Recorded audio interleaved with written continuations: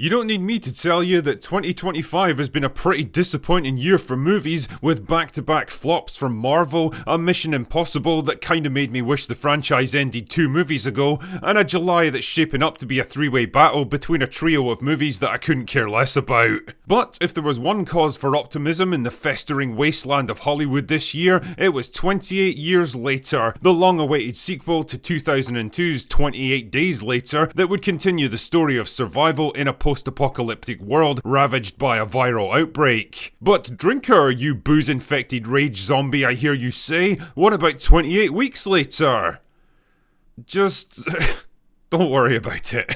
Anyway, I know it's just come out and everyone's anxious to avoid spoilers, so I'm going to keep this review short and mostly spoiler-free. I'll give you a general sense of the plot without telling you how it ends or any of the major story beats, and make a few observations about the world building and characters without going into specifics. So with that in mind, let's get started, shall we? As the title suggests, the movie picks up 28 years after the rage virus outbreak. Britain is now under quarantine from the rest of the world, and the scattered groups of survivors are now holed up in isolated, heavily defended communities. One of these is on a small island just off the mainland, where our main character Spike is getting ready to go out on his first scouting mission with his dad, while his ailing mum struggles with a mysterious illness. For me, this is by far the best written and best directed part of the film, briskly establishing our main characters and fleshing out the state of the world, and building up the tension and anxiety to the point where I actually felt kind of uncomfortable at times. You're left in no doubt that venturing off the island for the first time is both an important rite of passage and a huge fucking deal for any young person. If you get into trouble or go missing while you're out there, nobody is gonna come looking for you.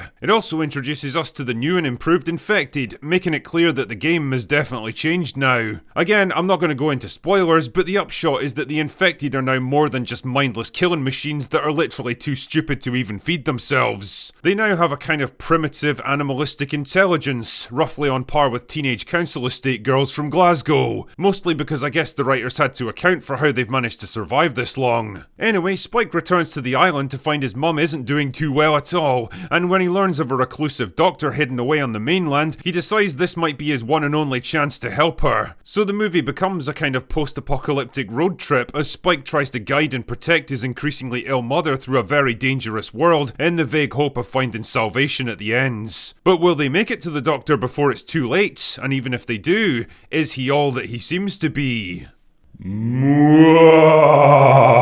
Now, there's a lot to praise about 28 Years Later, and one of the strongest aspects of the film is the way it balances gripping, visceral horror and poignant emotional character beats without feeling forced or contrived. Yeah, you could probably argue that the infected helpfully choose not to show up whenever the script wants to slow down and have some big character moments, but that's pretty much par for the course with most films like this. The evolving relationship between Spike and his 2 parents forms the backbone of this film, and it's interesting to see the contrast between them. The intense, serious, practical father-son relationship based around survival and cooperation, where there's no doubt about who leads the way and who's expected to follow, versus the tender, reflective and melancholy bond between him and his mum, where Spike more often than not has to take on the role of protector himself. Both have their merits, and thank fuck the movie doesn't try to make her into a tough-talking Hollywood girl boss.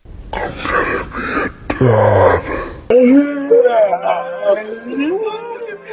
Credit to Jodie Comer as well for her work on this one. Everyone in this film gives superb performances, but Comer in particular crushes it as a woman wrestling with her own fears and demons while still trying to fill the role of a mother. Fuck knows what Americans are going to make of the extremely regional British accents though. Geordies are hard enough even for other Brits to understand, never mind people from the rest of the worlds. Well, you didn't need to talk any because you were effing and seeing that yesterday when I was kids and I heard you. I heard you. Right.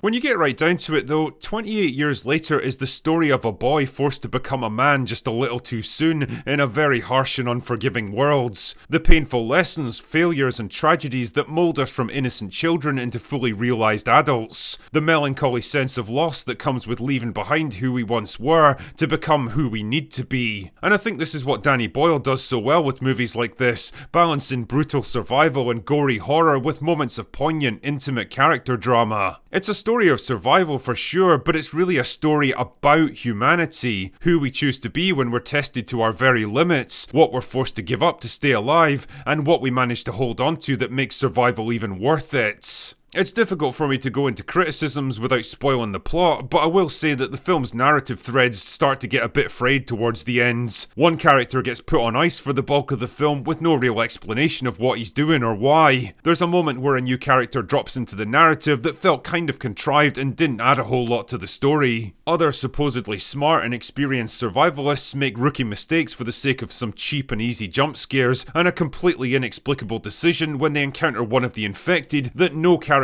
born into this world would ever consider. What can I say? If you know, you know. None of these criticisms are deal breakers, but they undermine what's generally a pretty smart and mature movie that takes itself very seriously. The ending leaves the narrative wide open for the next movie, and while I've definitely got thoughts about the Jimmy Savile lookalikes who show up in the last few minutes, my bigger concern is that the next film's being overseen by the same girl who directed Candyman and The Marvels.